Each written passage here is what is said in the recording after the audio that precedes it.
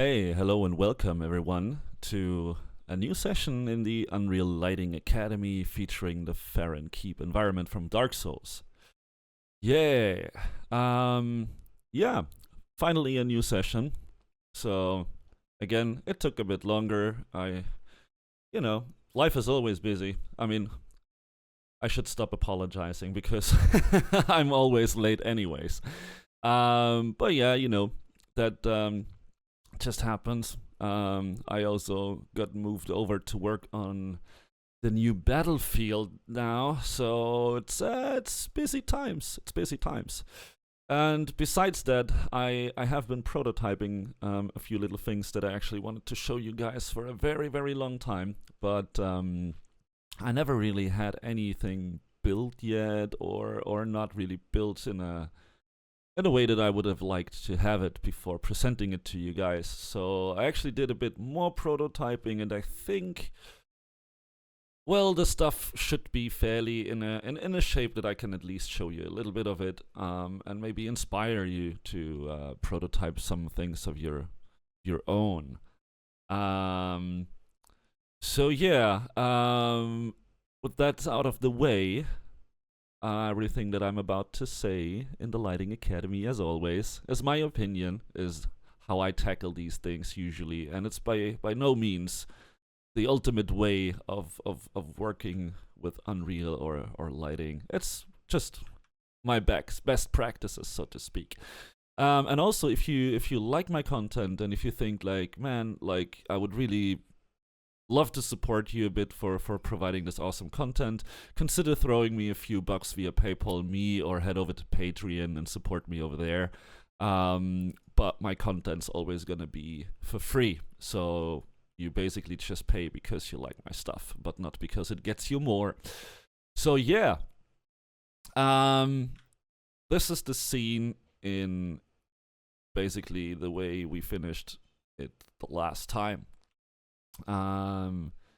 So we looked a bit at some more in-depth settings in here. We also went through the foliage shaders and all that. So now we have, well, something like this. There are a few issues here and there, like as you can see here. And I mean, I do have some outdated objects, but sadly it's a bit hard to know which ones. And so this could either be outdated bake, or it's the precision of the volumetric light map. So that can always be the case when you have things like these vines here that are close to the wall, and then on the other side of the wall you might have a very bright probe here, and then it just samples the wrong color, and then it's gonna end up looking like this. So and also I fixed the UVs of those ones, yeah, because I don't know if you remember, but in this nice little view mode, let me quickly override the exposure. So now you can see here that they are having straight lines, and before that they were actually, the UVs were rotated by 45 degrees, so you got like zigzag lines. And of course there's nothing worse than wrongly aligned light map UVs, so I just went in and I fixed that. Also, again, just so all you guys know, I am not using any of the physical light stuff just yet, because if you watch my last episode, you will see that there's just way too many unknown things right now that I don't really feel comfortable using the units yet, and I feel even less comfortable telling you like, this is how you're supposed to do all this stuff, and then it's actually not like that. So I know that there are other people working on trying to make a sense out of this, as well. So this is kind of like a community effort of trying to figure out what's going on. So what I can recommend, there's also Brian. I guess his last name is Lelou, or it seems French. I think that's how you pronounce it. This guy here, Brian Lelou. Again, I think that's how you pronounce his name. I'm not that great with French names. Sorry for that. And he did a lighting study on the sci-fi bunker that you can get. And he was using physical lights for this setup. And as you can see, his results seem pretty consistent and good. The thing is, though, he is working with 4.20 here, and you might remember that when I used 4.19 to do the physical light stuff, I had quite a few visual glitches, actually, and issues with the rendering. So this stuff seems to be fixed here. However, I mean, I haven't updated to 4.20 yet, and I won't until they have the final release. So I don't know yet if it works any better or is it less broken. So yeah, I mean, like, just have a look at that, and also still, I mean, follow the physical lights conversation over at the forums. But for now, for me, it feels safer to stick with the established values for the scene, and just continue like that. Yes. Zoo. Then, while I had this bigger break with the Lighting Academy, I actually went in again and looking at this stuff here. You know, I talk a lot about theory, and you might remember when we had the first session for this environment where I went through more of some some concepts a little bit and trying to you know, get a feel for how I believe we can work on this lighting to make it look like the original Fahrenheit, but also like basically deliver a modern, spiced up take on it that actually looks more sexy and more up to date in terms of how the rendering features are and just how pleasing the image looks overall. And I believe so far we have actually laid out some really good groundwork here, and this actually doesn't look too bad. However, I would argue that it still is quite a bit away from what Fahrenheit should look like. And it's actually quite straightforward to illustrate this if we just go in here and, you know, we're just gonna play this, for example. And this is exactly the environment that we're in. This is exactly this corridor here. And then, you know, we go up the stairs and you have like this area, and you can actually see there's a wall behind there. So maybe I'm gonna add that wall because it helps gluing the scene together, and it is like part of this whole vista. Because the thing is, like, just to tell you guys, I didn't really know how all this stuff looks like in the game. So what I basically did was I just, you know, again, looked at the scene and I thought about it and I was like, how can we improve this and make this work better and yada yada. And so there are a few things that you can see here. So first of all, I think this just looks weird, because basically what you can see is, you can see, well, you have this tower here, but then you just have these like random trees that are also like fairly tall. And then there's just white. So there's like nothing here, right? And these trees, they're also like way above the horizon line, as you can see, in relation to the trees that we actually see from here that could help fill up a bit of the space as well.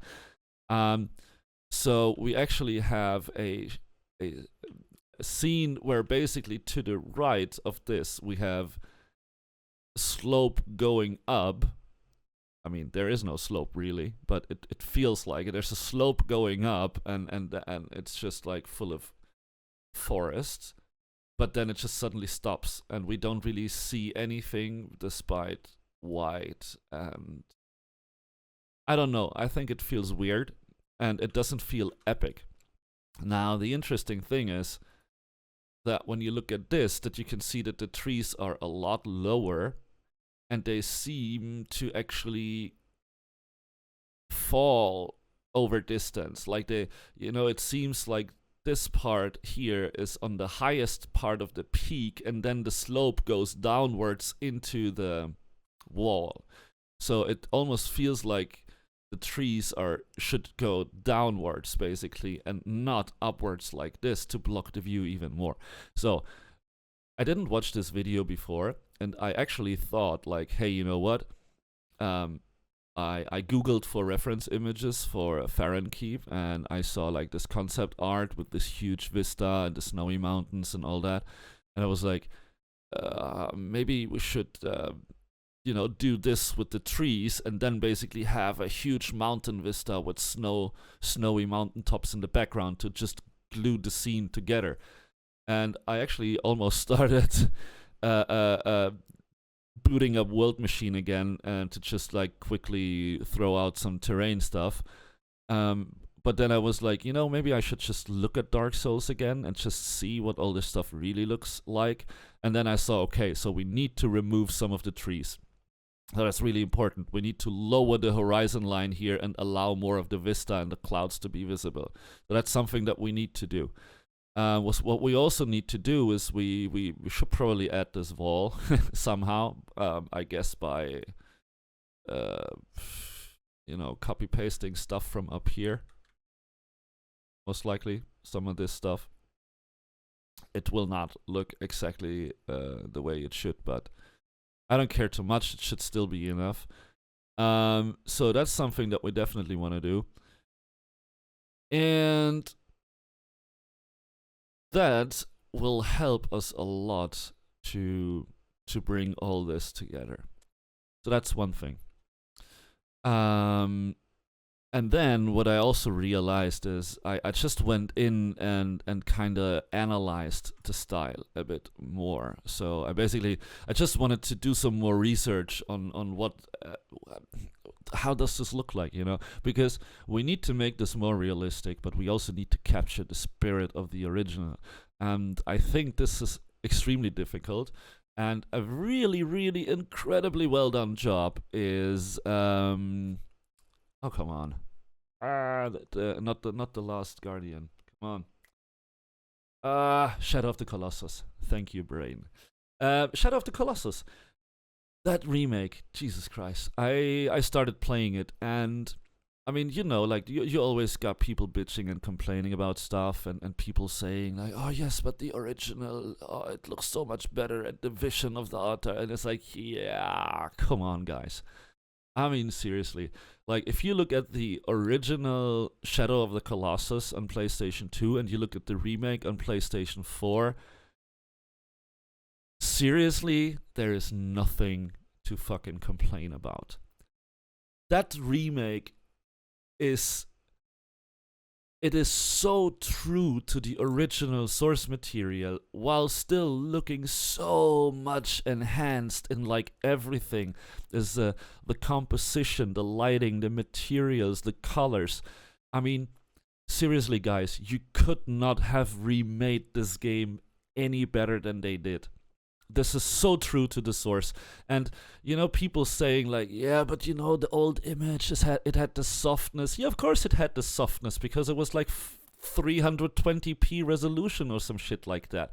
And I mean, of course you don't want things like that anymore in the new game. So I think all the people whining and bitching about that the remake actually doesn't like do justice to the old game, I think that's like you'll always find someone complaining on the internet if you just search for long enough. So that's actually no measurement, I believe. So those guys, they did an incredible job in porting the visuals over and basically, making sure that they capture the spirit. So what I did was I just went into this YouTube video of the guy going through all of the shit that you can do in Fahrenkeep, and I started looking at stuff. So here we have this one hallway, like here's the part with the sword. So this is actually basically like kind of like this shot, right? So there's the fire, and this is the shot. So, and now you can actually already see a few things, and it's very interesting. So first of all, you can see that this image is completely blue, more or less. Has a bit of like yellow here from the lights, or orange. It's completely blue. We have some pretty strong fogginess going on here, and we have a huge amount of desaturation. I just look at that. I mean, this is kind of like Super Mario Candyland, and this is like, I don't know, Saving Private Ryan or something. So there's like, there's a huge difference here. So first of all, that is the grade. That's not the lighting. I mean, you can't really light desaturate it. I mean, of course, you can use only white lights, but that's not going to make your stuff look desaturated if you have some pretty good colors in your scene defined by the objects. So, yeah, so we have quite a huge mismatch here. So we have a good image. So just to illustrate what I mean by that, and we're actually gonna do this quite a bit. Sorry, we're actually gonna do this quite a bit in the future now. Is we gonna go into our global color correction, and we're gonna turn on the saturation. We're gonna slide it down to 0. So now you're gonna say like, yeah, but dude, what the fuck? Like, I'm making video games, and I need like to see all the stuff that I'm getting. I was like, yeah, you're right. But when it comes to images and their values, one of the best ways to basically, oh no, do I have this weird issue again? So one of the best ways of checking if an image is pleasing is to actually look at it in grayscale. And so you can, for example, look at this here. And I see a few things here instantly that are, I don't like them. So I think they're a little bit of an issue. So first of all, we have actually a fairly good value range here. So we do have dark stuff, but we actually have quite a lot of readability in the darkness as well. Like, even though it's dark, you know, this corner is not pitch black. And you might remember that we actually had these corners being extremely black in the past. So that definitely was an issue. But on the other side, you can see that this is a very, very harsh contrast that is happening here. It's a very crazy contrast. So we actually want to not have such a crazy contrast. This will help us glue the image together as well. I mean, it's sexy to get this kind of hotness, like when the sun really hits something strong, but you want to be careful that you're not splitting the values too much in that sense. And you can also see here that it kind of, it doesn't really look homogeneous and pleasing. So like this looks a lot better, for example, and also here it kind of works, but you know, overall, and yeah, we can see here that we also get like issues with reflections. So I think this is just broken right now. This looks a bit weird here. So those are definitely things that we want to work on. But on the other side, we also want to find a way of actually getting the Dark Souls identity more into these visuals. So let's again continue to look at this stuff here. Yep, so here we got the place with the fire, and we can see we got some soft oranges, and we still have a shit ton of blue fill here. Sorry, but it's just like it. The funny thing is, this actually, so this is super wrong. If you look at it from a lighting perspective point of view, this is really, really wrong, and I'm gonna tell you why. So because what we're gonna have here is we kind of have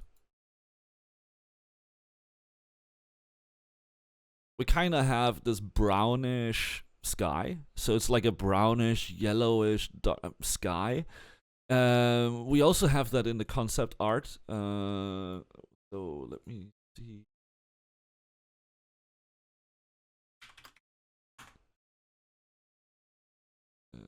Can I write dark? Yeah, here we go. So if you look at this, so this actually tells you the color range of the sky.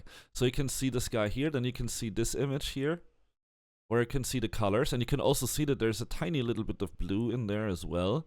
So you got some brown, yellows, and some bluish tints, basically. And then you can see this. But here you can see this is more like I mean, of course, this is a concept art, right? So you can see that the shadows actually follow these colors. And that is, that's realistic, right? So if you have a yellow sky, you're gonna get yellow shadows. And now we get to the problem. So, but Dark Souls actually has blue shadows. So you can see that everything that is in the indirect lighting is actually blue. And the only orange or like yellow lighting that we're gonna get is from the sunlight, which you can see here, and from the fog. So what that means is that we actually have an extremely wrong lighting condition in this map. We have a yellow sky, we have a yellow sunlight, but we have blue indirect lighting, and we have a yellow fog. So the yellow fog obviously matches with the sun and the sky, but just the indirect lighting is completely off. Then we can analyze something else, and that's why I have these shots here. Again, if you look at these colors here, you can see that the image is extremely desaturated. So again, we have a yellow sky that has some super small hints of blue-green in it. We have a fairly yellow-orangey sunlight. We have a yellow-brownish fog. We have a blue indirect light. And we have a very strong desaturation happening across the image with a strong push on the red spectrum. And that is the important information that we need to kind of like glue this image together and try to feed in some things that we need to get this look, while also trying to keep it sexy in a way. So yeah, that's what we're gonna do. And then another thing that I would like to do is I don't like when scenes are very static, and I think it really, really helps pushing your visuals forward. Right. Is to just have like an environment that feels alive. And Dark Souls is actually not too bad with some things. So I think that the vegetation, for example, is not animated, really, but they have the skies animated. And I actually thought this should be something that we should look into to glue the scene again more together. Also, I have been thinking about a way to animate skies in a quick way for a very long time. And I just thought, like, it's you know, it's time. It's time to do something and to share a little thing with you guys that will help us to get some sky animations going. And then a last thing that I don't really see here in Dark Souls, but I wanted to do it all the time, and I always, you know, like to throw this out for you guys as well, so you can basically start prototyping your own things. And I have held back with it for a very long time, but since we also have a a pretty good sun position here in this Dark Souls scene. I actually think it's let's just fucking do it. And you might have seen this little tease image somewhere in here. This is actually just me doing some fooling around. I was like prototyping some of the sky stuff that I said, and then at some point I was like, let's just do the sun flare stuff again. So long story short, I'm quite annoyed by the fact that Unreal still does not have a lens flare editor like you had in Unreal 3. Haha. Where it's kind of like similar to the particle editor. And it allows you to create something that's it's similar to a particle system, but it basically spawns the lens elements, and you can do cool things with it, like proper sun flares that have like like anamorphic flares, and you can use textures and shaders to texture the flares and have like really cool complex effects happening. But sadly, all of that got removed in Unreal 4, which is a shame. It's a real shame, because like FFT Bloom can do FFT Bloom can do a few neat things, but it's very expensive to render. And the thing is, like, you can do 80% of the stuff that you do with FFT Bloom. You can do it via custom lens flare actors. So I'm actually very sad that Epic implemented FFT Bloom before actually re-implementing the lens flare actors that they had in Unreal 3, because they allow for way more flexibility. So I got annoyed by that. And as you might know, I work for DICE as a lighting artist, and as you also might be very well aware of, is that almost all the DICE games have super crazy sun flares. I know that people have a mixed opinion on that. Some people really don't like it, but I'm not here to argue about how we build our games. But what I'm here to say is that they look really good. If you like them or not, that doesn't really matter, but they look really good. Those are like really good looking sun flare effects, and shout out to the DICE FX team for building them. You guys fucking rock. And I was always sad that I couldn't have some super cool, crazy sun effects like that in Unreal anymore. Because the only thing that you can do is you can use the procedural lens flare that has almost no proper tweaking options. I'm not saying it doesn't have any. I'm just saying it's very limited for creative tweaks. And I just got really sad, and I was like, God damn it. I want my stuff to have a proper sun flare.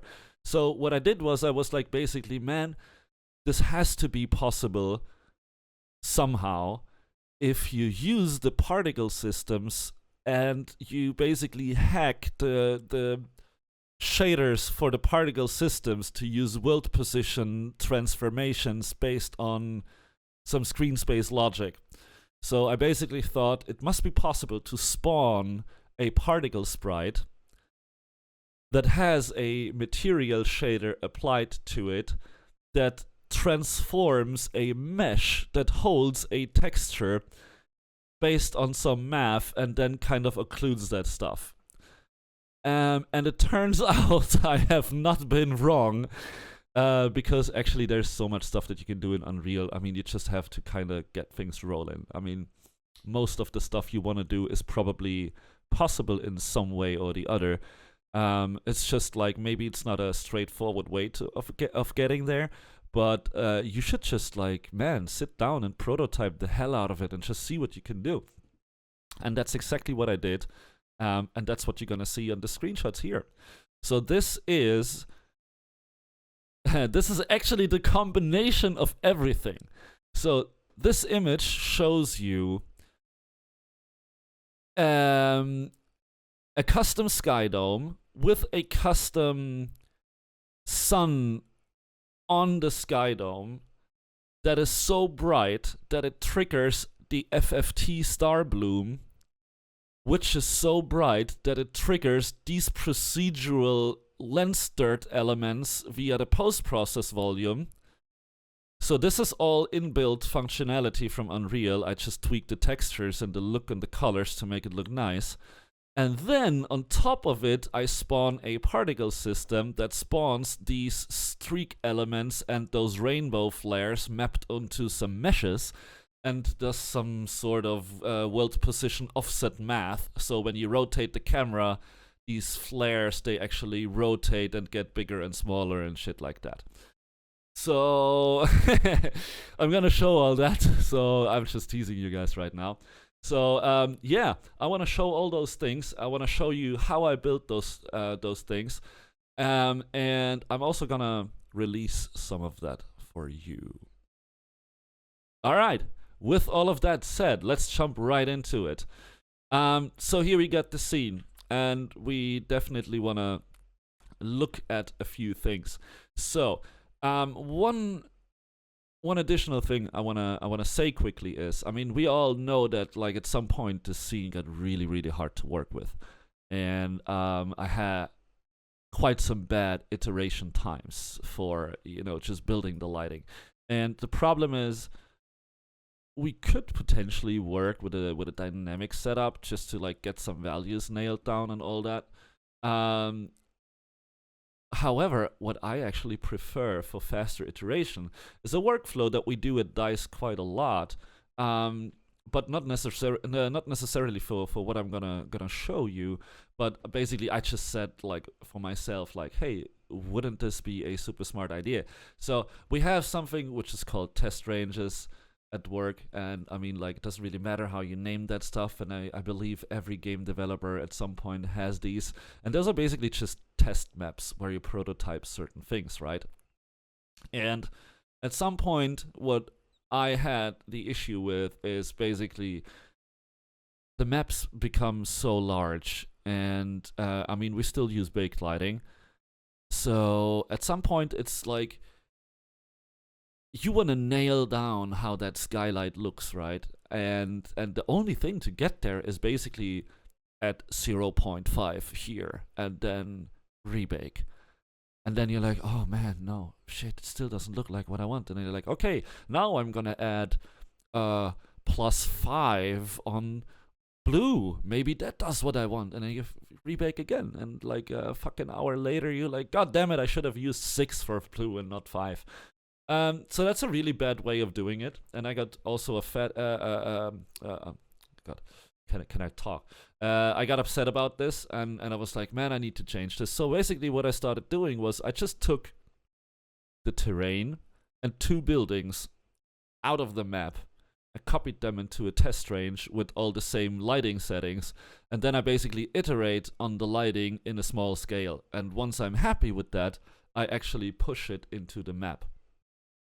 So I actually did that. So I made a copy of this scene here, and I basically, oh god, now sometimes I have this weird stuff that Unreal kind of like hangs when I press certain key combinations, and then when I press the right mouse button, it doesn't allow me to do this, but instead, as soon as I press the right mouse button, it just starts moving in one direction, like it's hung on that key press basically.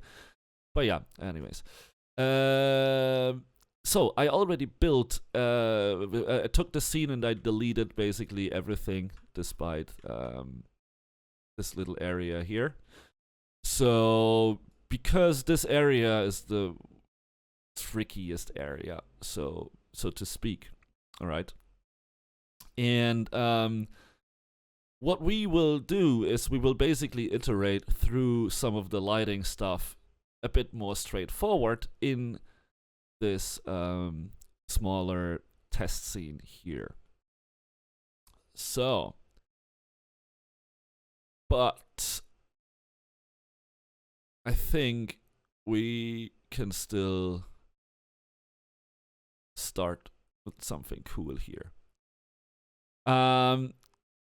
So right now, the bloom that I'm actually getting, I'm actually getting this because of this Hdr texture, right? So if we're gonna open the material here, you can see that here you you can see this, oh, sorry, god damn it. La la la, wrong screen. That is so stupid. Sorry. Anyways, so here we got the texture, and here you can see the star bloom or the star flare. And again, this one is actually part of the texture here, Whoopsala. So you can see if we expose this down, we would see this. So this has some ups and some downs, obviously. So one cool thing is we don't need a sun disk because we basically have the sky that already has this in here. You know, like the clouds are lit properly, so it doesn't feel out of place. I mean, it would look super weird if we would just place the sun here because these clouds are not like lit like they were surrounding the sun. But on the other side, this is also tricky because we can't really change it. I mean, like, of course I can go into my directional light and rotate it, but it doesn't necessarily gonna match with this stuff, right? So this is one thing that we kind of want to fix, and then we also need to somehow replace that missing sun with some sun, right? And then there's another issue.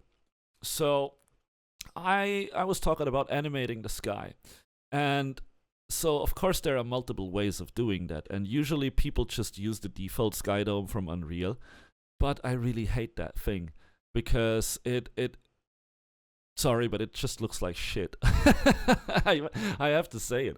It doesn't look good. It's nice from a technological standpoint, actually, because the way it's built is quite smart. And what you should actually do is you should basically learn from it and rebuild it and make it look a lot cooler. But the way it just looks out of the box, I think it looks quite bad. And the biggest problem that I have is it doesn't really look realistic, and everyone's going to use it. So your sky is just going to look like every other person's sky in Unreal. And I think that's really boring and unnecessary. And using HDR images is way better for multiple reasons. First of all, you have like some really cool looking skies because I mean there's just tons of stuff, you know. I mean if I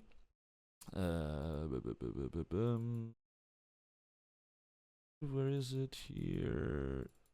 So I mean if I just just look at the stuff here. I mean, come on. This is so good, right? I mean, you're never gonna get this with like doing some procedural Photoshop cloud noises and then some other stuff, right? So this is some really good looking stuff here, right? Some really nice skies. And that's what you want to use. But then you will basically sacrifice interactivity or animation for it, because how would you animate these clouds? I mean, you can't like go into Photoshop and cut out some of these clouds and then like put them on different layers and then make like huge translucent planes here floating in the sky, and then you like map those texts. Like that's gonna be super crazy, and you're also gonna run into like quite a few issues, not only of sorting, and I'm actually not really sure if HDR textures are properly supported like that for translucent materials, yada yada yada, you know, like there's gonna be tons of things.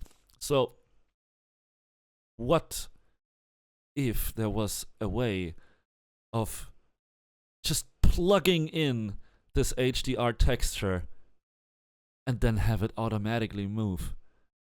Wouldn't that be heaven sent? Let me tell you guys, there actually is a way to do that. And that way is actually quite a old-fashioned way of doing it. And that way is called flow maps. Yes. So if you want to animate textures moving along some stuff, what do? I mean, you paint flow maps, right? So why would it be possible to use flow maps on a river, but not on a sky? And it turns out, of course, this is possible. Why would it not be possible? And let me see where I have it. Um,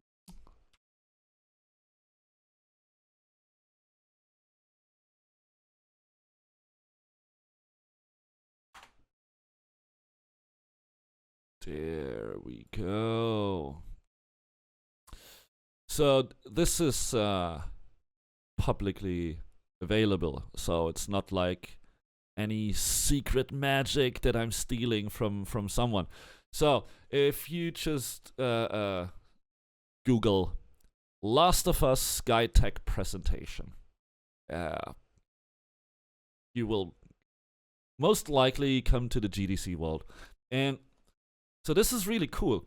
I can recommend to anyone to watch this. It's called Moving the Heavens, an artistic and technical look at the skies of The Last of Us. And I'm just gonna play this a little bit now, quickly. I'm gonna mute it.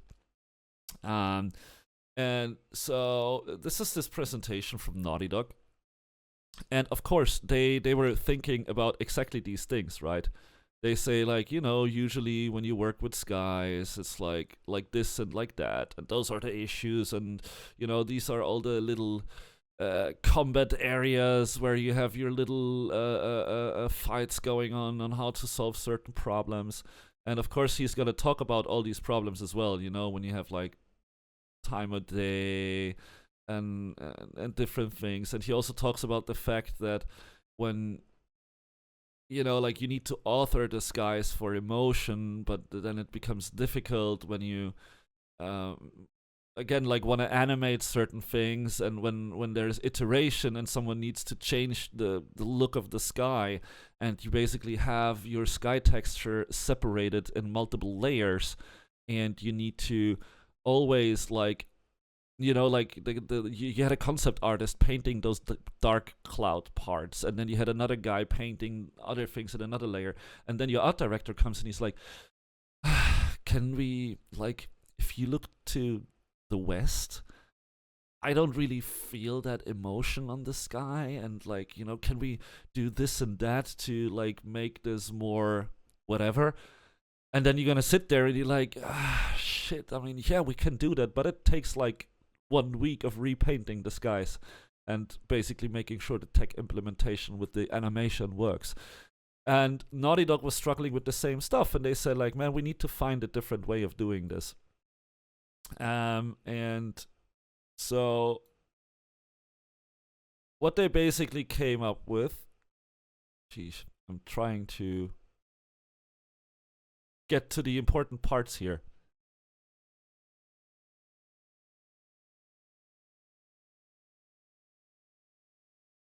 So I think now we're gonna start the tech stuff. Yes, moving the skies. So it's pretty straightforward. So this is kind of like what you want, right? So this is kind of like this effect that you would like to get, right? And this is some sort of thing that you can get if you just rotate the skydome, right? So if you rotate the skydome, you will see that these clouds will sort of move, right? But the problem is when you have a brighter spot where you want to have a sun located or something like that, you're going to see like the spot that's going to rotate around you, right? So that's also not really a good way of doing it. This is a pretty nice approach as well. This is like how I think Destiny or Halo did it. And that is actually the stuff that I was talking about. This is using many layers of textures and planes of doing this stuff. This is GTA here, and that's actually not something that like, this is way too complex what GTA is doing. So the idea here is a lot more simpler. So here he's gonna explain that. We're just gonna map the image to the skydome, and then we're gonna create flow gradients. So this is the sky texture.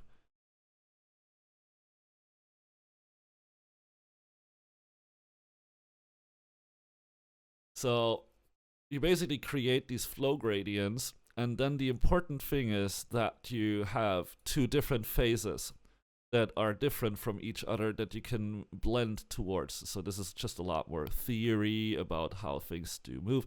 So this is also interesting because here you will see that on the horizon, stuff will move less fast.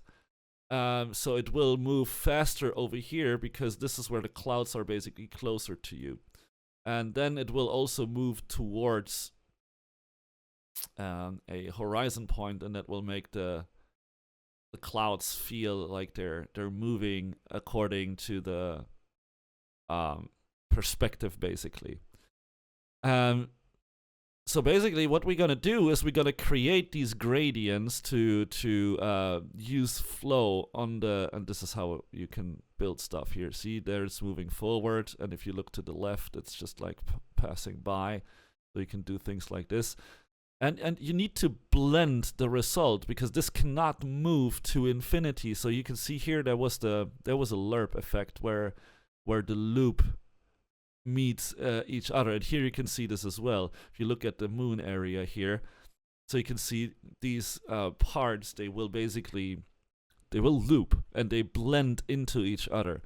And what that means is there are some limitations to this technique. And some of the limitations are if you have a sky that is very high contrast, you will see the looping effect fairly strongly. But if you have a sky that is like where were my sky images? So here, for example, here in this area, you should probably see quite a few artifacts from the looping. This sky, however, will probably have a little bit less artifacts. I think this guy will be super cool for doing the looping stuff. This one this could work fairly well as well. I mean, this is like almost a perfect sky, I would say, for that. So the thing is, it really depends on the content that you feed in, and it also depends on your settings as well. So before we jump into Unreal with this stuff, I also want to say one thing as well. I was trying to build the system for quite a while, and I had a bit like of a blocker in my brain on how to solve some of the fundamental issues for the flow. And so the thing is, like, I'm not a super crazy shader guy, and I can do lots of things, but it's more like a tiny little bit like street smart, I would say. I mean, of course, I know quite a few things about shader math as well, but I'm not very good at math in general, and I'm not really good at trigonometry and shit like that.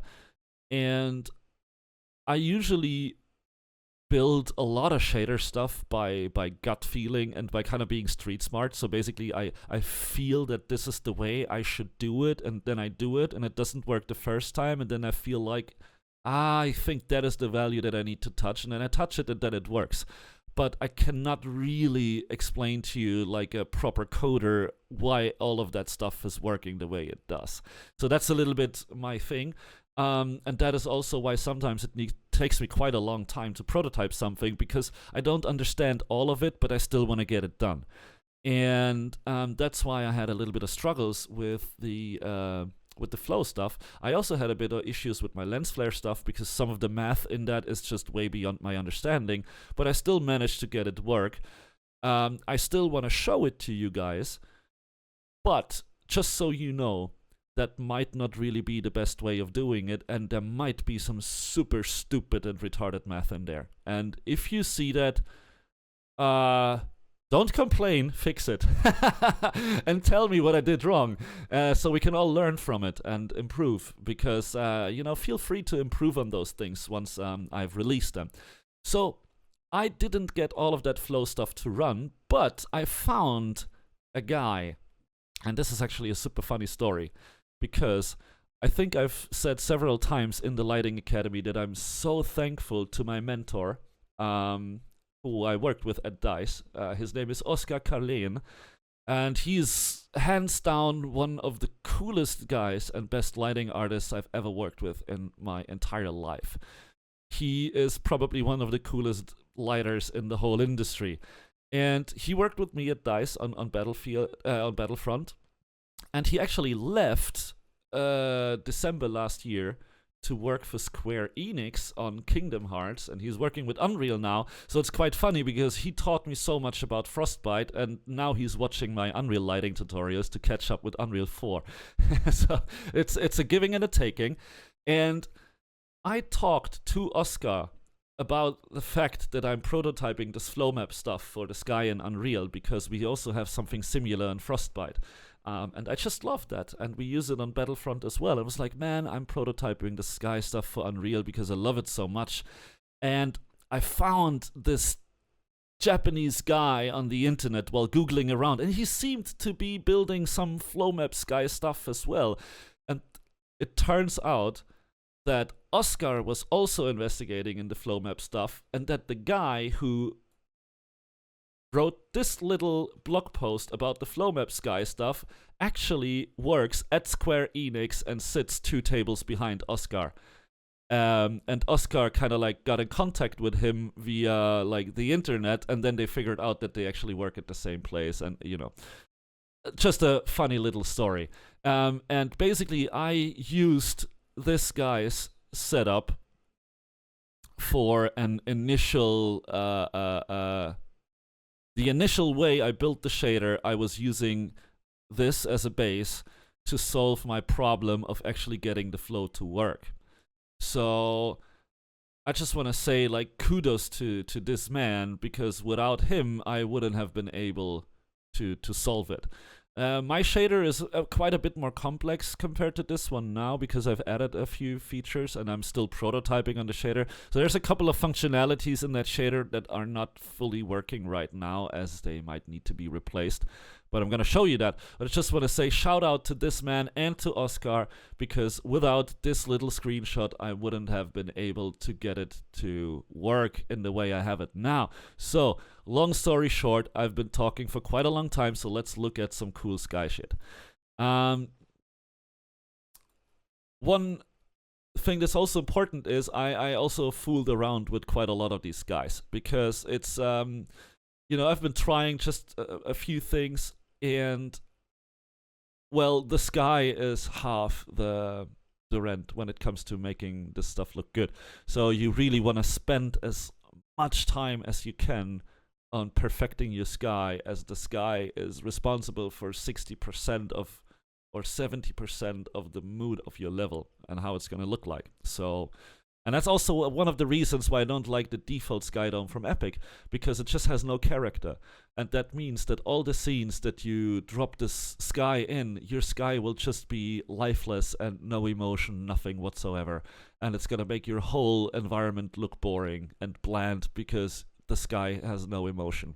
And I think it's really important for people. You should basically always start with your sky, actually. That's the most important part. So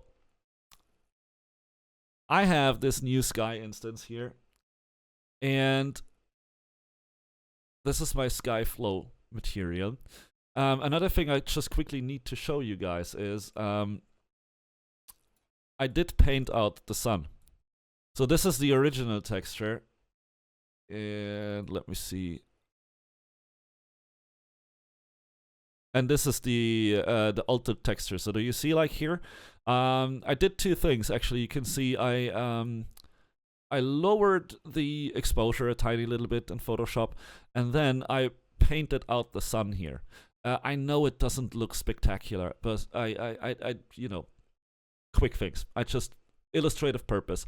By the way, you can't use a lot of Photoshop's image altering features when you work in 32-bit, but fill content aware works like a charm, and that's just what I did here. So fill content aware is a huge helper when working with these HDR images. So what I basically did was I just got rid of this area of high contrast and sun over here to make sure that when I animate the sky, I'm not gonna get this part of the texture ghosting across the sky, right? Because when the loop happens, there is going to be a short time where the images are going to blend into each other, and there can be stuff that shows up twice, and that shows ghosting artifacts. So, let's look at the shader.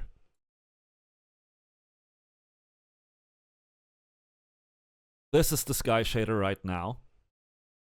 And it looks quite a bit more complex than it actually should, but it's super simple. First of all, this stuff here is just basically copy and paste from the default skydome, although I had to work a bit on this stuff here. And this is basically your fake sun direction that you have to feed in for the sun disk, because otherwise Unreal doesn't know where to put the sun, because they can't read the sun vector from the directional light because of deferred rendering and some other issues. So you basically have to, I mean, you can do some math with a parameter. Come on, like, you know, the dynamic parameter collection stuff that you do via blueprints. So you can basically turn the light vector into a dynamic parameter that reads out from the rotation of the directional light. So you can do stuff like that, and then it updates.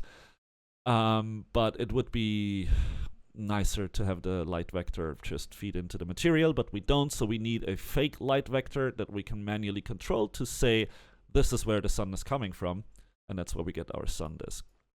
So, and then we actually have this stuff up here. And this is like, if we look at this here, that is pretty much the shader from here. So what you can see, what we're doing here is basically, let's do this. So this here is just a switch for my gradient logic here. So I have this horizon gradient, and I'm going to explain what it's going to do. And it's like quite an important gradient, and sometimes you want to debug that gradient, so I have the my little debug switch here. I have obviously a multiplier for the sky's global brightness, and what I'm going to add is the sun. So the sun stuff is going to be added to your skydome lighting. So that means that everything behind this lerp node is actually the sky magic, mostly. So the lerp node blends together the two different phases. So first of all, we have phase 1 and phase 2. So basically what we're going to do is we distort the UVs of phase 1, and we're also going to distort the UVs of phase 2, but we're going to distort them with an offset. And then we're going to blend between the result, so we basically create a continuous loop. All right? So what we're basically going to do is we're going to have our wind direction, which is the direction of the flow. And what we're going to do basically is we're going to add values to U and V directions to create these pushes on the UV coordinates. And that is basically, it's a bit weird to explain. But if you just go through the material, it is actually quite... it all makes sort of sense, even though you don't necessarily, like, for example, I don't necessarily know what the frag node does. So that's a little bit of a thing, right? But so what you can see here is this is the wind strength, and this is our time, so we can like multiply that up and down. And here we go out and we create this loop. And what this loop actually does is, if I show this to you, if I start previewing this node, so what you can see, what is happening here. Come on.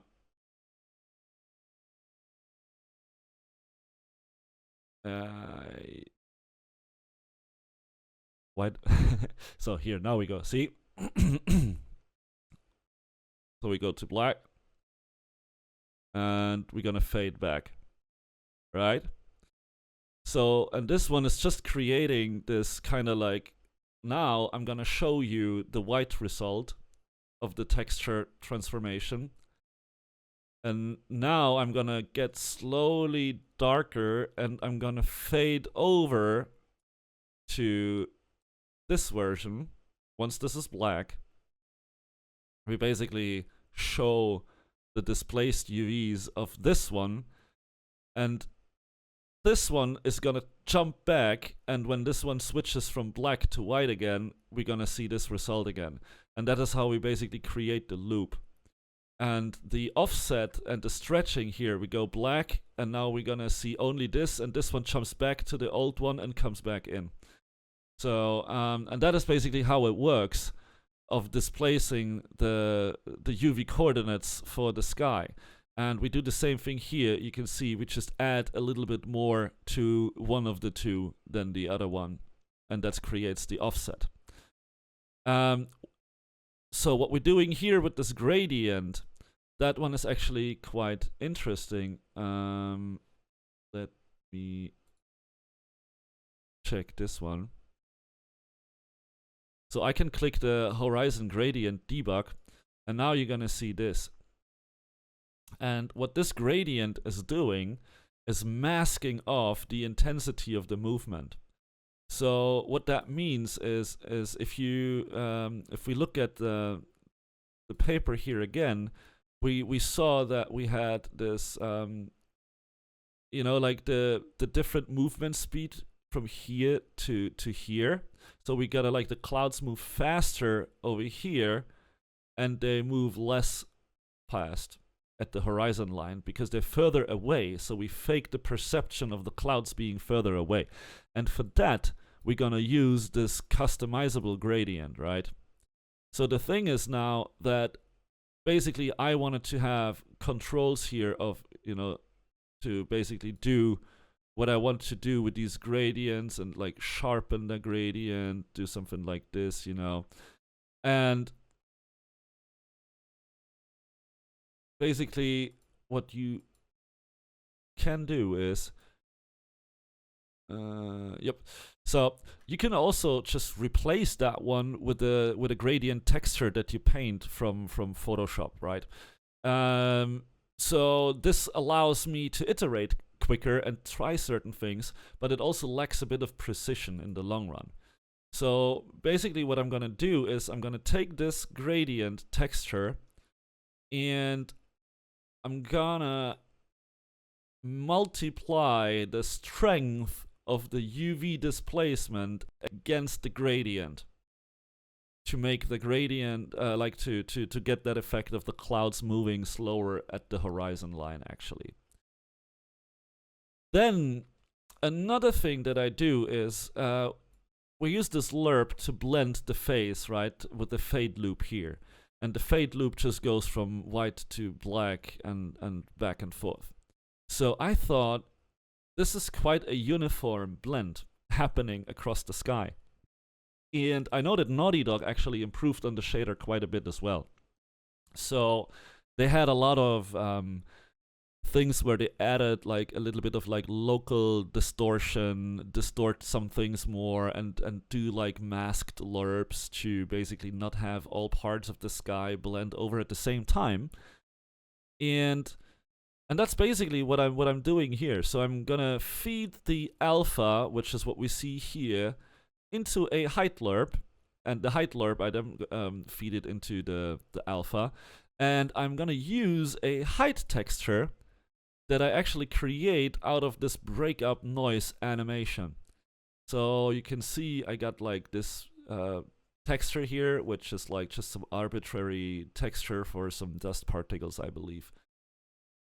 And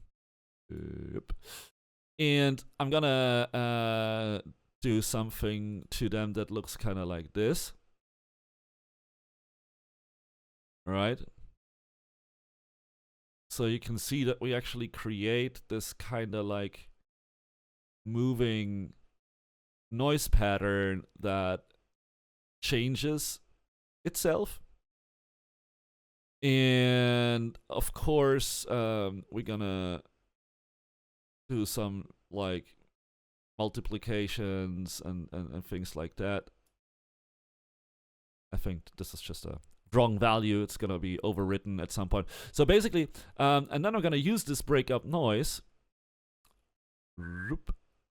and I'm gonna add some of that to the distortion. And what I'm also doing, I'm gonna add some of that breakup noise into the Hdr Texture. Upsala. That was stupid. Enable real-time preview. Let's see, maybe it doesn't really work because of the dark value that I chose.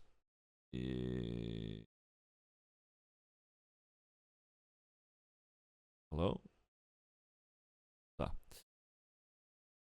So now you can see how the blend actually happens like this. So it's not a linear blend anymore. It's a noisy blend, right? And that just helps with killing the visibility of the actual loop in the sky animation.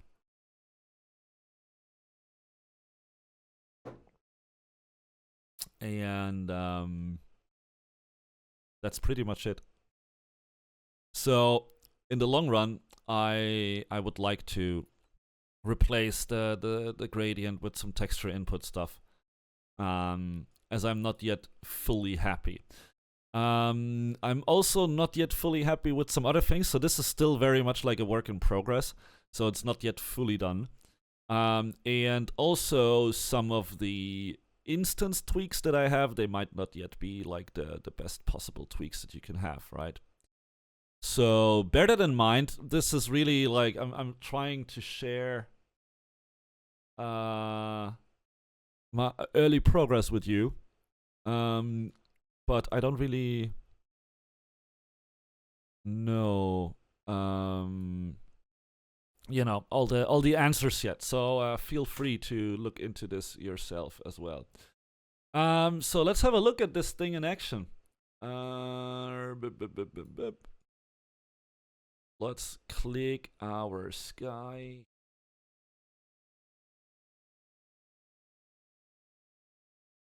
So,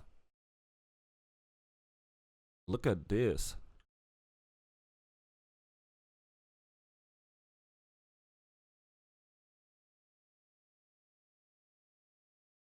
Do we not have some nice sky animation here? So, by the way, this is the sun disk now that we're getting here. So, as you can see, the sun disk is fairly bright, brighter than it was before, which is why we're getting these artifacts again.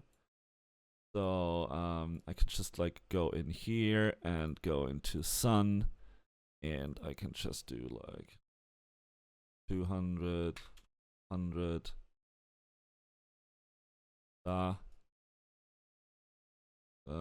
See, so this is where the sun disk is located now in on the sky, and let's go to our post-process volume.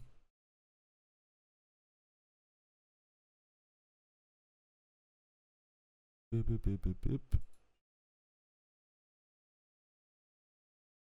And I'm actually gonna do this again for you guys. Sorry, and I forgot about it. So, we're gonna put this to 0. Now look at this sky movement. So you can see, obviously, that it stretches the background here as well. However, we actually don't really care, because normally you should not have those trees in your sky HDR image. And also, I mean, let's not forget that we still have something called fog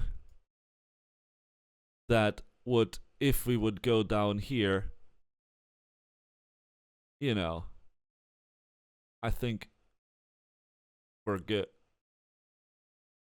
So look at this nice moving sky. And the good thing now with this approach is that we can just use any HDR image. It's just always gonna work. I mean, sometimes you have to touch the values a bit, of course, but it's just gonna work. And the funny thing is, I mean, you can now sit here and you can like try to see where the loop is. Like, let's look at, for example, here. You can see there's this hole, and I can see here, there's coming in again. But it's already moving away here because of the unregular blending. So here we got this hole again. Here's this part of the sky. It's gonna move towards this point here, and then we can see it coming in again here from this side. So, and there it's coming. See that? And this one is slowly fading away and becoming that hole again. So, this is a really, really neat way of animating your sky. And of course, the more subtle you kind of make the effect, the better it looks. Because if you, for example, let me have a look here.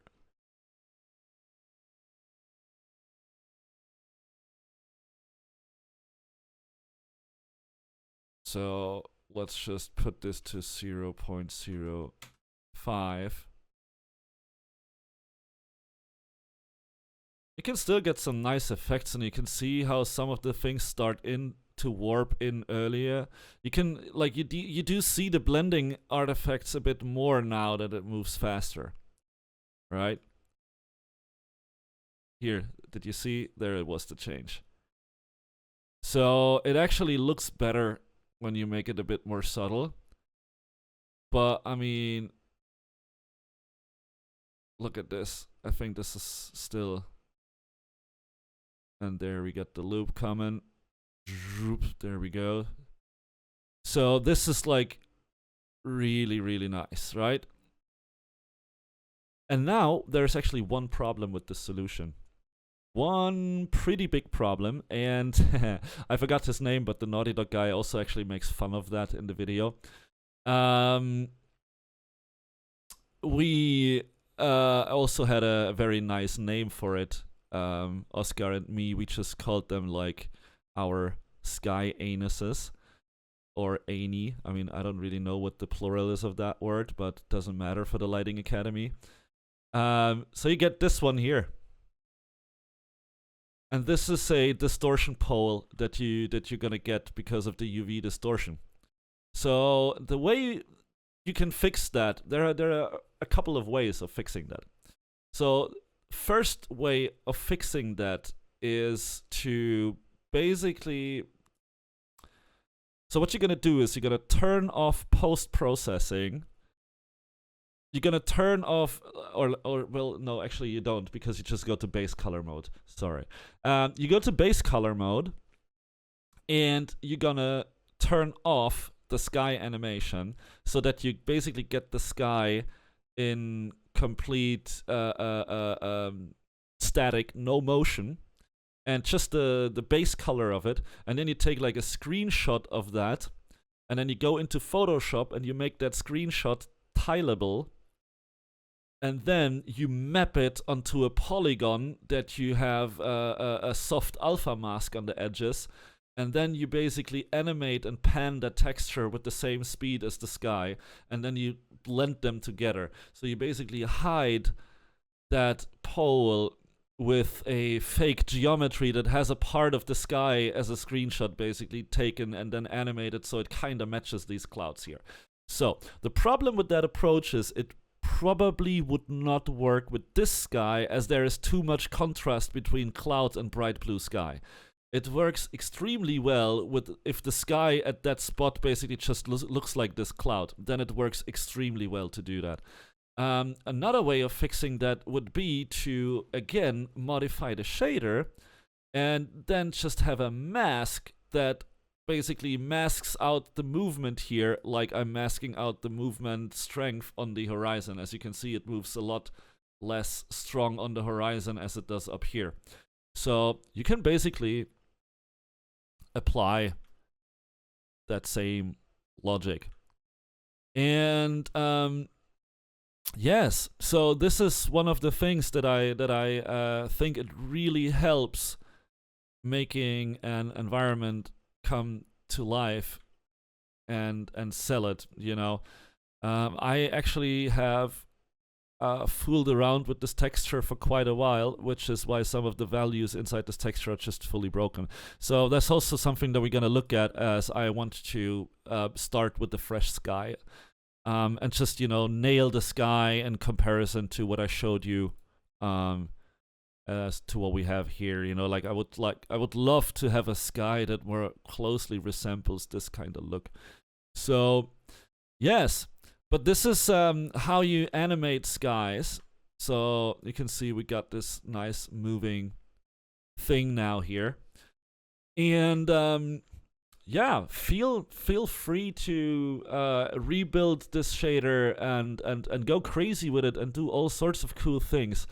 I will not release the shader because it's not. I mean, maybe I need to talk to the guy, but this is not my achievement, right? I don't feel comfortable with putting this out, and I didn't even achieve it. But maybe the guy doesn't care. So we need to see. But I mean, you can again just go on his website. It's kedama.works/archive/5, and just take it from here. And then look at my video, look at these nodes that I'm using again and the values. It should be straightforward to get this set up yourself. But yeah, I don't feel comfortable just putting this out if it's not fully my own work. So yeah, I think that's it for today. And the next time, I'm actually gonna focus with you on the sun flare. So I think the next episode will be a quicker episode just to get that out of the way. And then once we have that, we're gonna jump into the small scene, and we're gonna apply all the things that we learned from basically looking not at this stuff here, but from basically looking at the reference shots and at the video, and we're gonna make this a lot more towards what we saw. So I mean, we can already change some of the values in here, I would say, to be a bit more, you can see, you instantly get this more Dark Soul feeling kinda ish thing, just by changing the fog color. And of course, something that I always said we want to do as well is gonna go into a color more like this again. So we're gonna get to these values, but I don't want to make it that foggy, and I also want to use some more volumetric stuff. So, but yeah, we're gonna get there. And yeah, this episode was a lot talking again. I'm sorry for that. But I also just had a bit to catch up with all the stuff we did before, and the last session about the physical lights units. So next time again, session about sunflare stuff. I think we will not have it more than half an hour, so I think I will also provide the video fairly quickly this time around, and then we're gonna jump into applying those two things to the new scene here. We're gonna decide for a new skydome, and then we're gonna push for that final Dark Souls look, and we're gonna wrap up the scene. So I think probably 2 more sessions, maximum 3, and I think we're gonna done with this. So yeah, as always, thank you for listening and watching and following. I hope you guys liked it. I hope you guys learned something. Again, feel free to support me via Patreon or PayPal me. I would gladly appreciate that. Just so you guys know, I'm basically saving up all the money that I get from anyone who supports the Lighting Academy, and I will invest that money in a new computer, probably spring next year, something like that. Because I feel that my computer is slowly getting... It's actually quite old now. So this computer, I got it in 2011, and I just have upgraded it a little bit, and you know, I also bought quite some good components to begin with, and it's a really good computer and I love it, but it just shows the age a little bit. I realized that when I want to show some cool effects for you guys, the 980 is just not cutting it anymore. I need to step up my graphics card game a bit as well. So yeah, I mean, this is actually what I want my Patreon to be for, right? I want that the support that you give me ends up being something that helps me improving the quality of the Lighting Academy and staying up to date. And we all know graphics cards are expensive. I actually don't use my PC for playing a lot of video games anymore. I have to admit I swapped more to console, so I don't necessarily need like super killer kick-ass hardware just for my regular computer, but I do need it for all my Unreal Lighting stuff, obviously. So I think it's actually a good thing to invest your support into a decent new rig for the Lighting Academy once it's time for that. So yeah, that's it for now. Again, I hope you guys enjoyed it. Have a great time, and thank you for watching. Take care. Cheers. Bye-bye.